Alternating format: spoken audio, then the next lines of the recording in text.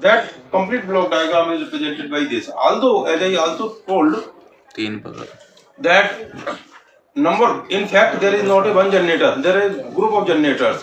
If number of generators are there at a one bus, if at a one bus, say bus number 1, the 5 generators are connected, then all those 5 generators, when the load will change, then all those 5 generators will oscillate simultaneously to each other. Means they will, since all the generators connected at one bus, they are synchronized to each other also. Means if the frequency, if the speed increases in the generators, then it will increase in all the generators. If it is decreasing, it will decrease in all the generators. So it means such type of generators, when such type of generator can be converted into equivalent one generator, and those group of generators are called the coherent group of generators. Anyway, yes. So it means this is our isolated power system net, complete block diagram. So we understand this, that if what is this delta PC? Delta PC is the how much speed changer setting, means how much power we want to generate. Suppose as per the load forecasting, we want the power at particular state of time, it should be say 100 megawatt. So according to the 100 megawatt, we give the setting here to the generator, and according to this there is a speed governor. This is the signal for the power setting, speed changer setting. Accordingly, speed governor will make the opening of the valve such that this by E, such that the turbine, depending upon the opening of this, the fuel will enter into the turbine, and turbine will convert this fuel power, the chemical power, into the mechanical power, and that mechanical power is converted, called the turbine power, is converted to the generator power, PG, electrical power. And this is the electrical power, PG, this is the demand power. If it is 100 megawatt, it is 100 megawatt, then here output is 0, so the frequency, there will be no change in the frequency, frequency will remain as 50 Hz. But if there is a difference between the two, generation is 100 megawatt, but demand is, say for example, 90 megawatt. So what will happen here? Additional power will go to the generator. Additional power will go. When what this additional power will do? This will speed up. So frequency will increase. This increased frequency will be sent here. It is then through the speed regulator, it gives a signal that this frequency is high, so reduce the power. So it will reduce the power in such that again opening of this of the fuel will be reduced, and accordingly turbine will give the power, and finally this will be power input will be equal to the output. This is the working. I also explained this in the last two lectures. This thing was described in the detail. Detailed working and functioning was described. Now with the help of this block diagram is your control system block diagram. So from this control system block diagram, now we can make the analysis. Our role is not just to understand the working. Our role is not just to understand the principle of this, but our role is just to analyze this. Analyze this means how much opening is there, what is the frequency change, how much demand will change, what is the frequency, and how we have to control it. That's why our power system problem has been converted into the control system problem. Okay. So if it is a control system problem, what we want to analyze, we have the two type of analysis. Control analysis कौन कौन सा? Steady state analysis and dynamic analysis. So for both, either you are doing steady state analysis or dynamic analysis, we have to take the transfer function of this. Means if we want to find out what is the change in frequency because of the change in demand, अगर हमें ये निकालना है इस demand की वजह से frequency में कितना चेंज हुआ, तो क्या करेंगे, इसका क्या करेंगे, output by input Laplace transform लेंगे. मींस कैसे निकालते हैं? If we want to find out del FS by del PD, ये कंट्रोल ब्लॉक डायग्राम क्या फॉर्मूला होता है? GS oblique 1 plus HS. ये देखिए इनपुट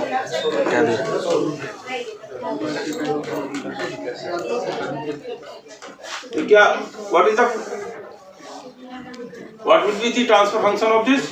इसका क्या होता है? Transfer function of this is the feedback HS, it is a GS, तो क्या होता है? GS oblique 1 plus GS HS. Is this okay और नॉट? याद है ये? तो ये output by input, like this we will find the transfer function here. अब ये देखिए del FS by del PDS निकालना है, तो इसमें जीएस क्या होगा? This is GS KS only 1 plus STPS, और एचएस क्या होगा? There is no change in PC, only there is change in PD, so del FS by del PD this is 0, so this is a GS और HS क्या हुआ? ये all multiplication of all, okay? Multiplication of all is the HS. To find out what will be the this output del FS by del PDS, कर पाएंगे? कैसे करेंगे?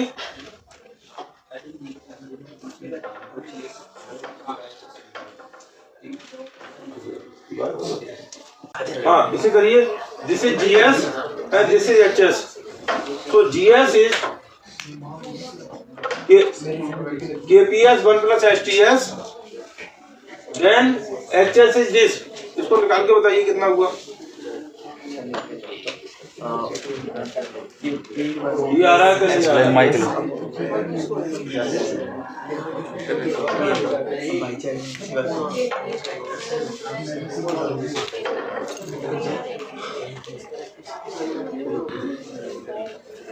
KPS 1 plus STPS, ये GS है, GS oblique 1 plus GS KPS 1 plus STPS into HS। HS में क्या है?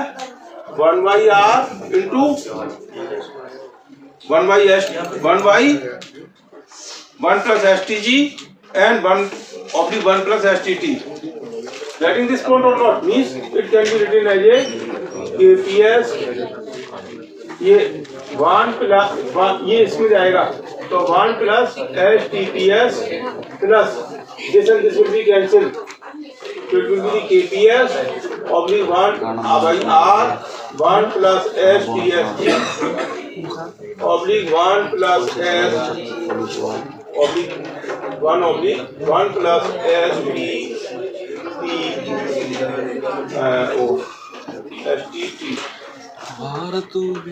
Is this clear or not?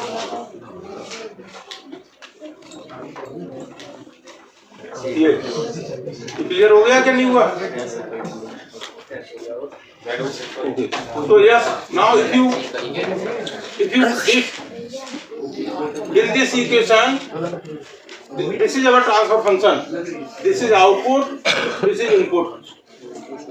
Okay, so this is the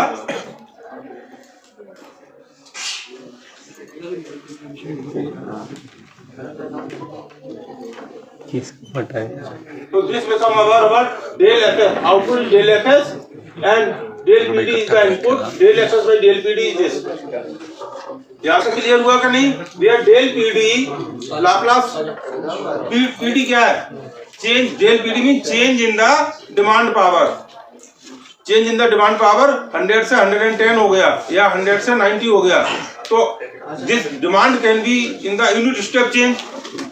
आपका 100 से 110 हुआ तो एक यूनिट स्टेप चेंज हो सकता है, या रैंप चेंज हो सकता है, या स्टैंड चेंज हो सकता है। Let it be a unit step change. 100 megawatt था 110 हो गया, तो उसका लाप्लास क्या होगा यूनिट स्टेप चेंज का? Del PD equal to del PD by S. Okay, यहाँ तक किसी को कोई डाउट है? Attendance. This is the block diagram we derived earlier. This is the relation Laplace transform, and अब इसमें आप steady state analysis and dynamic analysis both can be performed. Steady का प्रोसीजर होता है स्टेडी स्टेट, इसमें हमें देखना है if the demand changes in the unit step UT, इसमें चेंज हो गया तो फ्रीक्वेंसी पे कितना चेंज होगा। हमें इसमें steady state change means time, ये तो लाप्लास में इक्वेशन है एफएस, हमें रिजल्ट देखना है टाइम में एफटी। तो study FT means S F, there are two theorem in the control system for the steady state analysis. So final value theorem or initial value theorem. So if we apply the final value theorem here, SFS S tend to 0, तो क्या निकलेगा यहाँ पे? FT निकल आएगा, मतलब type पे। तो SFS, इसमें S का मल्टीप्लाई करा तो यहाँ भी S का मल्टीप्लाई होगा, जब यहाँ S का मल्टीप्लाई होगा ये S कैंसिल हो जाएगा, और जो कैंसिल हो गया उसमें S टेंड टू 0, इसमें जब S टेंड टू 0 करेंगे तो this is 0, this is 0, this is 0, तो ये आ गया, ठीक है। In this we can make the gain of the speed governor, gain of the turbine such that kg kt is equal to 1, so this equation will be simply, this will be kp divided by kps, 1 by kps is considered as a b, so this equation will come, यहाँ से equation आ गई।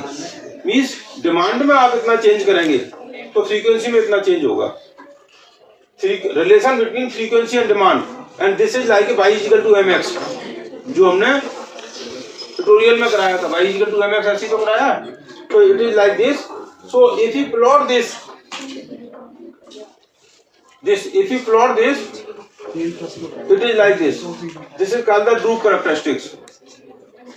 Change in frequency is 1 by d plus 1 by r and del pd, इसके accordingly आपका ये graph हो गया, ठीक है कि नहीं? यही आपको ट्यूटोरियल में नहीं कराया, ये अज्यूम किया आपका, और ये बताया कि depending upon speed changer setting, इस ग्राफ को, ये जो स्लोप है, स्लोप इज दिस, लेकिन ये अप एंड डाउन हो सकता है by making the change in PC. तो ये हमारा ग्राफ हो गया del PD by del PS का, this is called the droop characteristics. यहाँ तक अगर किसी को कुछ डाउट है, कुछ पूछना है, then you can ask. And this minus sign indicate that if the demand increases, frequency will decrease, if the demand decreases, frequency will increase, minus sign. तो यहाँ तक किसी को, इसी यही ग्राफ आपका इसमें देखो दिख रहा है, डिमांड अगर इंक्रीज हुआ तो फ्रीक्वेंसी नीचे हो रही है, और डिमांड कम हुआ तो फ्रीक्वेंसी इंक्रीज हो रही है। Is there any question up to now? कुछ पूछना है इसमें? Nothing now. अब हम इसको, जैसा अभी क्या देखा था, what will be change in frequency because change in demand. Now we will see, we will assume demand is fixed but speed changer setting has been changed। Frequency पर क्या इफेक्ट पड़ेगा अगर डिमांड चेंज नहीं हुआ और हमने speed changer setting change कर दी? In fact क्या हो रहा है, in fact both the things are happening simultaneously. Demand भी चेंज हो रहा होता है, स्पीड चेंजर सेटिंग आपका लोड फोरकास्टिंग से हो रहा है, और डिमांड रैंडम चेंज हो रहा है, because that is not in our control. Demand अपने आप रैंडम कंट्रोल हो रहा है, दोनों चीजें साथ साथ हो रही होती हैं, but we have consider one at a time. पहले क्या लिया, डिमांड चेंज का फ्रीक्वेंसी पे क्या इफेक्ट है, then we will see what is the effect of LPC on the frequency, then superposition theorem says net effect will be the sum of both the effects. तो हम फिर दोनों effect को सम करके नेट इफेक्ट निकाल सकते हैं। Okay, so now we will see what is the effect of speed changer setting on the frequency। तो अगर हमने मीन्स क्या del F S by del P C निकालेंगे अब, will considering the del P D is 0। तो इसमें जब हम ट्रांसफर फंक्शन लेंगे तो जीएस क्या होगा, GS oblique 1 plus H S करने के लिए जीएस क्या हुआ, इन सबका मल्टीप्लीकेशन, ठीक है। ये हो गया जीएस और एचएस क्या हो गया 1 बाई आर। तो इसको del F S by del D C is equal to GS oblique 1 plus GS into HS, इसे करेंगे, कर पाएंगे? तो ये देखिए केपीएस 1 प्लस एचटीपीएस, नहीं ये तो डिमांड का है।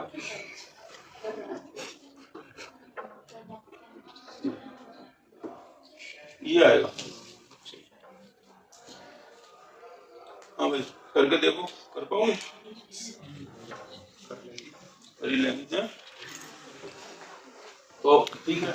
तो ये आपका आया, फिर आपका इसमें भी सेम उसी तरह भी consider del PC as a unit change, तो उसका Laplace del PC by S हो गया। इसमें फाइनल वैल्यू थ्योरम लगाएंगे तो क्या आएगा, S F S tend to 0, S का मल्टीप्लाई होगा तो एस कैंसिल हो जाएगा, फिर एस टेंड टू 0 करेंगे तो ये 0 ये 0 ये 0 ये आ जाएगा।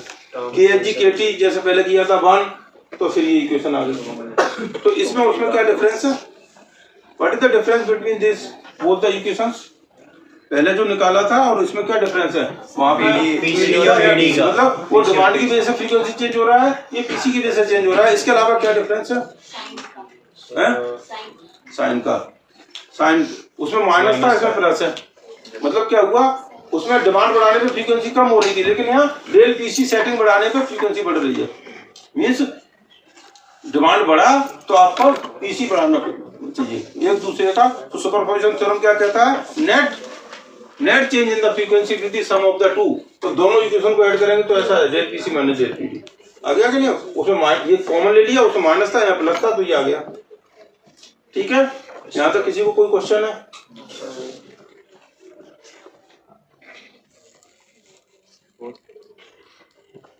So in this way we perform the steady state analysis. इस पर न्यूमेरिकल क्वेश्चन किसी को आता है एग्जाम में तो न्यूमेरिकल क्वेश्चन आप करके रखें। ठीक है, now we will take the dynamic analysis. देखिए डायनेमिक एनालिसिस के लिए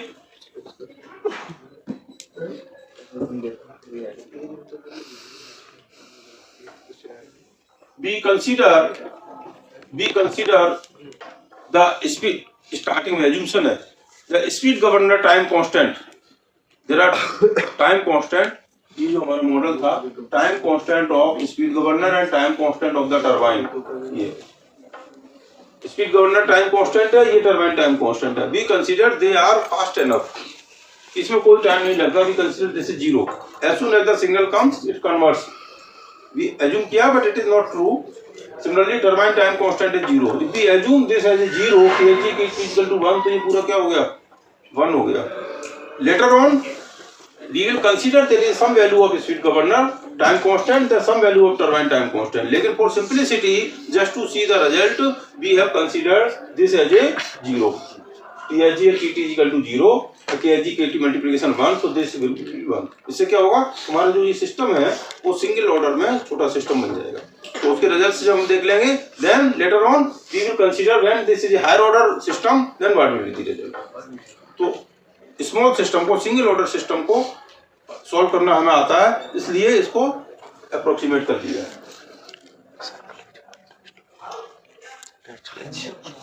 ये दिस इज द वन। ये अब देखिए, अब हमें निकालना है डेल एफ एस है, ये del F S del P D S. तो इसका देखिए अब लाप्लास, ये जी एस और ये एच एस है, उसकी कंपेरिजन में सिंपल हो गया। Del F S by del P D, तो ये जी एस और H S, G S oblique 1 plus H S, ये आ पाएगा कि नहीं आएगा? सोच लो।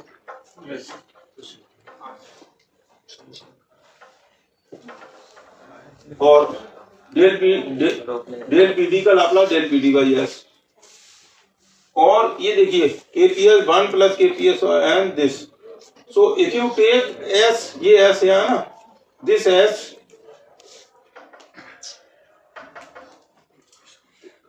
टेक द TPS आउट, यहाँ से TPS कॉमन लेके ये TPS को यहाँ ले गए KPS बाई TPS, तो दिस विल बी एस और यहाँ 1 by TPS KPS by R, ये आ गया, ये बन गया। इसको can you take the Laplace in, देखिए उसमें हमने फाइनल वैल्यू थ्योरम लगाया था, यहाँ फाइनल वैल्यू थ्योरम नहीं लगाना चाह रहे हैं, क्योंकि फाइनल वैल्यू थ्योरम क्या कहता है कि स्टेडी स्टेट चेंज में फ्रीक्वेंसी क्या है वो बताएगा। मतलब डिमांड आपका, जो आपने डू कंस्ट्रक्शन न्यूमेरिकल किया था, अगर डिमांड आपका 100 से 90 हो गया तो फ्रीक्वेंसी 50 से 51 हो जाएगी या 50.5 हो जाएगी, बताएगा। लेकिन वो 50.5 कितने टाइम में होगी और बीच में क्या, सपोज इसमें टाइम में 10 सेकंड लगे तो 10 सेकंड के बीच में क्या डायनेमिक्स होंगे, वो फाइनल वैल्यू थ्योरम नहीं बता सकता। इसलिए इसके एग्जैक्ट सॉल्यूशन जब हम निकालेंगे तो हमें फाइनल पता लगेगा। ठीक है, तो for finding the exact solution we have to take the Laplace inverse of this. इसका लाप्लास इनवर्स लेना पड़ेगा। तो लाप्लास इनवर्स लेने के लिए एस प्लस ए, इसको हम क्या करेंगे, पार्शियल फ्रैक्शन से दोनों को अलग अलग कर लेंगे। ये जो था ना, ये इसको इसमें कन्वर्ट कर लिया, इसको हम 1 बाई एस, सपोज करो ये एस है और ये पूरा ए है, S into S plus A, S into S plus A को कैसे लिख सकते हैं? S into S plus A को ऐसा